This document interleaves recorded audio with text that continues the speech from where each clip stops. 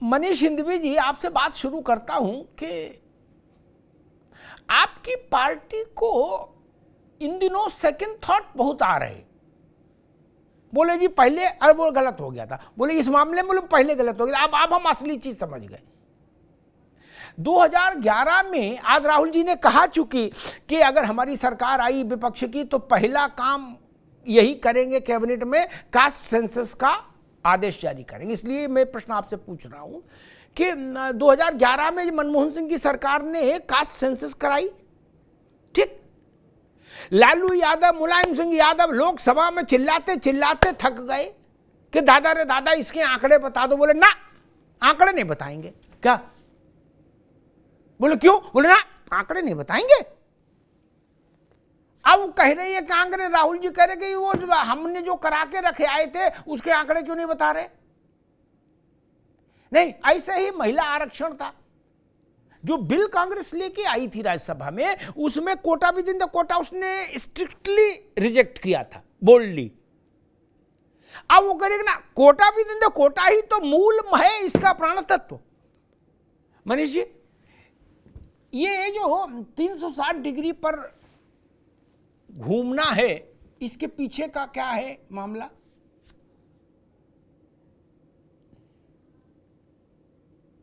भैया कुछ म्यूट। जी जी, ठीक ठीक जी। आवाज आ रही है? आ रही भाई, आ रही जी। 1935 में महात्मा गांधी का एक लेख है, हरिजन में छपा था जी। उसमें वो कहते हैं कि अगर कोई विचार मेरा है, कोई थॉट मेरे हैं, और मुझे एक समय के बाद लगता है कि नहीं इसमें सुधार संभव है, तो मैं सुधार कर लूंगा, मैं उस बात को मान लूंगा, मैं रिजिड नहीं रहूंगा उस बात पर। और मुझे लगता है इससे बेहतर क्या होगा कि एक आदमी बड़ी साफगोई से ये मान ले कि हम लोग जो उस वक्त कर रहे थे वो उतना ठीक नहीं था, उसमें और सुधार की गुंजाइश है। तो क्या ये बेहतर नहीं है कि हमने मान लिया कि हाँ, राहुल गांधी जी ने स्पष्ट तौर पर खुले शब्दों में इस बात को माना कि हाँ, उस वक्त जो हम सोच रहे थे वो उतना सही नहीं था, अब जो हम कह रहे हैं सही है। या मुझे एक बाद में ये समझ में आया कि नहीं ये चीजें बेहतर है, तो मुझे लगता है ये तो ठीक है ना। ये तो सियासत में बहुत साफगोई है, बहुत साफ सियासत है कि हम ये कहने वाला कौन मिलेगा कि हाँ साहब, हमसे जो हमने उस वक्त किया था वो परफेक्ट नहीं था, वो ठीक नहीं था, उसमें सुधार की गुंजाइश थी, और जो हम कर रहे हो ठीक है। तो कहने का मतलब ये तो बेहतर बात है, एक बात। दूसरी बात, देखिए OBC census, quota within the quota, ये आज की मांग है, क्योंकि आपने खुद बताया अभी आपने स्टेटमेंट अपना शुरू किया ओपनिंग स्टेटमेंट में कि 2000 से ऊपर जातियां हैं। आज इस समय की मांग है कि हमें जान लें कि उन जातियों के कितने कितने लोग किस हालत में, ना सिर्फ कास्ट सेंसस बल्कि उनकी इकोनॉमिक हालत भी सेंसस में जानी जाए। इसीलिए वो social and economic caste census है, SECC, वो सोशल एंड इकोनॉमिक है वो, कि हम ना सिर्फ ये जाने कि किस जाति के कितने लोग हैं, बल्कि उनके आज के डेट में आर्थिक हालात क्या हैं, और अगर उनके आर्थिक हालात बेहतर नहीं हैं, उन्हें फायदा नहीं मिला है, तो उनके बारे में सोचा जाए, उनके बारे में नए विचार, नई पॉलिसीज बनाई जाए, और पॉलिसीज तभी बेहतर तरीके से काम कर पाएंगी जब सही आंकड़े आपके सामने होंगे। ठीक मनीष भाई, मैं दोबारा मैं आपके पास आऊंगा। इससे भी बेहतर और ज़्यादा प्रामाणिक और तुरंत एलोपैथी इंजेक्शन की तरह रिजल्ट देने वाला एक फार्मूला और भी है मनीष बाबू। क्या? कांग्रेस चूंकि अब बिल्कुल सामाजिक न्याय के उस पर चल गई है, अब वो कह रही है कि हमको अब समझ में आ गया कि यही रास्ता है, नान्यः पंथा अयनाय, कोई दूसरा रास्ता नहीं, यही रास्ता सिर्फ चलना है। तो मेरा एक और भी सुझाव है कि भारत में 37%, मनीष बाबू चूंकि बहुत लिखने पढ़ने वाले आदमी इसलिए ये बात उनसे कर रहा हूँ, भारत में 37% कुल ओबीसी की कुल आबादी का 37% हिस्सा ऐसा है जिसको अभी तक 27% रिजर्वेशन का एक राई रत्ती लाभ नहीं मिला। ठीक, ऐसा क्यों ना कर दें, अचार का जो है कंटेनर उसको हिला दें, नीचे वाला ऊपर आ जाए, ऊपर वाला नीचे चला जाए, ऊपर वाले में धूप लग ली काफी, तत्काल रिजल्ट आ जाएगा।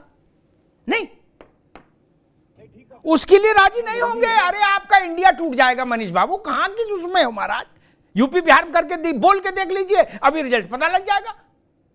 हमको मालूम है जन्नत की हकीकत क्या है, दिल को बहलाने को गाली में ख्याल अच्छा, लेकिन अगर मैंने बोला है तो सिर्फ बोला नहीं है, इंतजार कीजिए, हो सकता है कोई सुबह महीने 15 दिन में ही ऐसी आ जाए कि ये भी हो जाए मनीष बाबू, तब क्या करिएगा वो सोच लीजिए। खैर दीपक रंजन जी,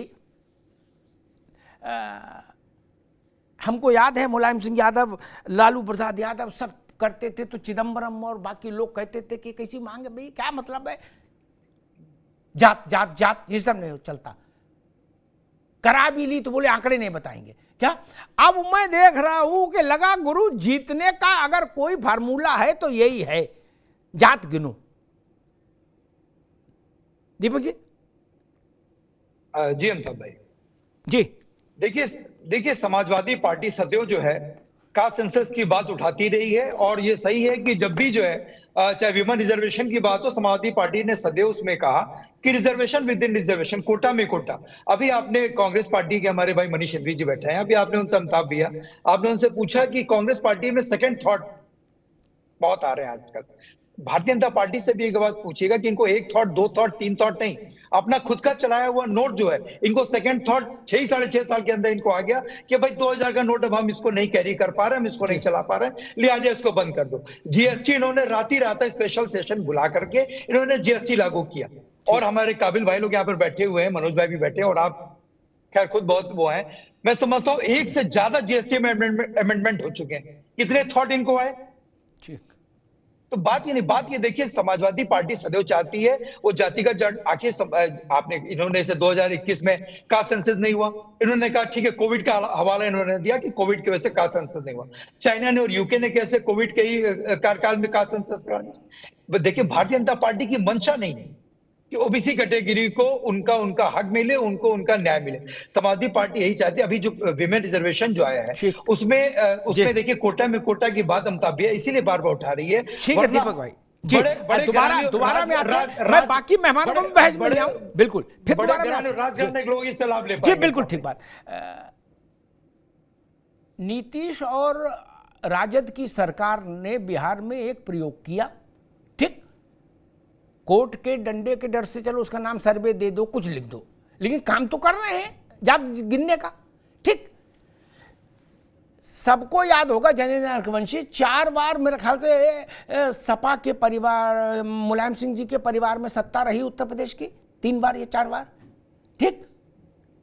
जो काम वहां नीतीश कर रहे हैं, लालू प्रसाद कर रहे हैं, वो काम तो उत्तर प्रदेश में कब का कर लेते नहीं। कोई पुलिस पकड़ रही थी, कोई वारंट निकलता नहीं ना, सबकी गिनती कर लेते। वर्ग क्यों, हम तो कह रहे एक एक छोटी छोटी जात गिनो, क्या जो रिजल्ट आए वो 50-60 हजार जातियों का दो निकाल के, क्या जा रहा था। सरकार में कोई समस्या तो है ना कागज की कमी, ना गिनने वालों की कमी। जैनेन्द्र जी। हो या कांग्रेस हो, इन्होंने हमेशा जनता को छलने का काम किया है। मैं आपको याद दिला दूं 1992 में इंदिरा साहनी जो जजमेंट था उसमें सुप्रीम कोर्ट ने बिल्कुल स्पष्ट कहा था कि समय समय पर सामाजिक, आर्थिक और शैक्षणिक रूप से पिछड़े हुए लोगों के सर्वे होने चाहिए, यानी कि पिछड़ा जो वर्ग है उसका सर्वे होना चाहिए और उनकी स्थिति का पता लगाया जाना चाहिए। क्या किसी सरकार ने अभी तक ऐसा किया? नहीं किया। दूसरी चीज मैं बता दूं, इलाहाबाद हाई कोर्ट ने 2013 में जब समाजवादी पार्टी की सरकार थी तो उस समय एक कांस्टेबल भर्ती की परीक्षा निकली थी, तो उस समय बिल्कुल स्पष्ट किया था कि जिन जातियों को पिछड़ा वर्ग में 50% से ज्यादा उनकी आबादी के अनुपात में आरक्षण मिल चुका है, वो जातियों को आप आरक्षण से बाहर कर दीजिए। लेकिन ऐसा क्या किया अखिलेश जी ने? बिल्कुल नहीं किया। इसी के अलावा आपने जो कहा कि अचार का डिब्बा है, उसको मैं बिल्कुल आपकी बात से सहमत हूं कि जिन जातियों को आरक्षण का लाभ मिल चुका है उन जातियों को आरक्षण से हटाना चाहिए, या इसी वजह से हम लोग मांग करते हैं कि आरक्षण का वर्गीकरण हो, आरक्षण को 3 हिस्सों में बांटा जाए। और जहां तक बात है जातिगत जनगणना की, तो मैं पूछता हूँ SC, ST या अल्पसंख्यक की जब बात आती है तो जनगणना होती है, क्या इससे सामाजिक ताने बाने पे हमारे कोई प्रभाव पड़ा? आज तक नहीं पड़ा है। लेकिन ओबीसी की जब बात आती है तो उसकी आखिरी जनगणना 1931 में हुई थी, जो सार्वजनिक हुई, 1941 में हुई जो सार्वजनिक नहीं हुई, 2011 में हुई जो सार्वजनिक नहीं हुई। इसके अलावा कर्नाटक सरकार ने 2011 में करवाई थी सर्वे, वो भी सार्वजनिक नहीं हुआ। और राजस्थान सरकार ने उस समय 2015 के आसपास करवाया था सामाजिक सर्वे, जनगणना सर्वे, वो भी नहीं निकाला गया, जनता के लिए नहीं रखा गया। तो मैं ये जानना चाहता हूं कि जब राजनाथ सिंह जी 2018 में बोल चुके हैं कि जातिगत जनगणना होनी चाहिए, तो बाकी दिक्कत कहां पे है ये मुझे समझ में नहीं आता है। और दूसरी चीज कि समाजवादी पार्टी 4 बार सत्ता में रही, इनसे पूछा जाना चाहिए कि इन्होंने जातिगत जनगणना के लिए क्या किया या आरक्षण में वर्गीकरण के लिए क्या किया। आज मैं एक ट्वीट देख रहा था समाजवादी पार्टी यूएसए विंग का कि इतने लोग बाहर जाते हैं और इतनी कमाई है, तो वही मैं जानना चाहता हूँ, ओबीसी या एसटी एसटी या पिछड़ा समाज जाता है बाहर विदेशों में नौकरी करने, तो इन्होंने उनकी शिक्षा के लिए क्या किया?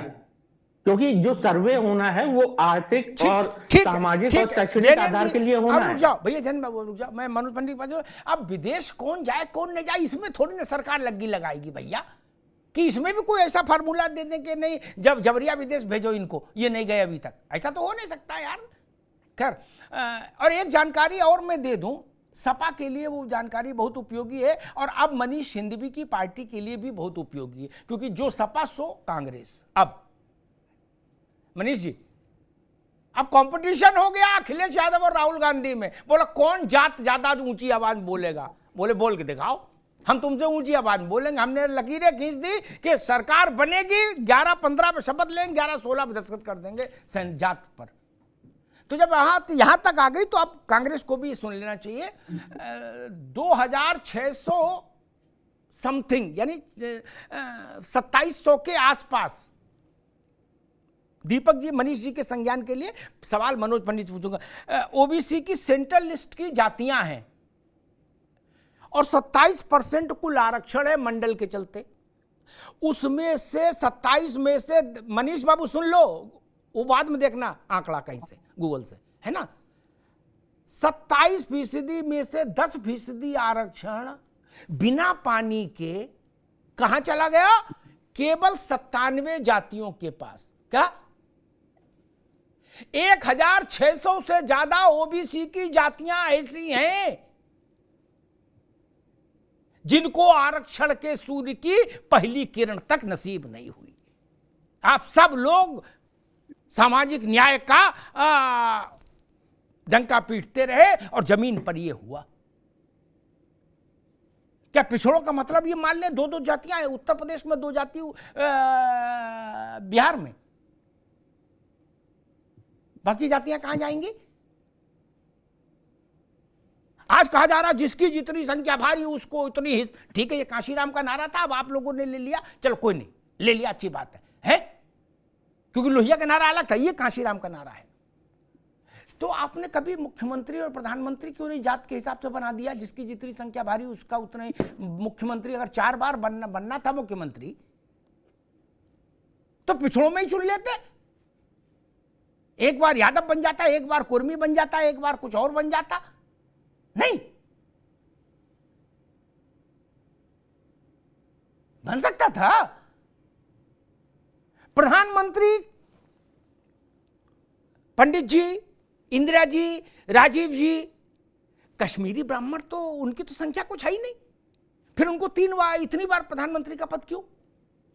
फिर ये सवाल उठ रहा है। जवाब ये नारा राहुल गांधी ये लगा रहे जिसकी जितनी संख्या भारी उतनी, मैंने उनका ट्वीट देखा, उतनी उसकी हिस्सेदारी। ये फार्मूला लागू हो जाएगा मनीष बाबू तो कश्मीरी ब्राह्मणों का फिर क्या होगा? वो तो जरूरत से ज्यादा प्रधानमंत्री रह लिए। बड़े पेच है इसमें।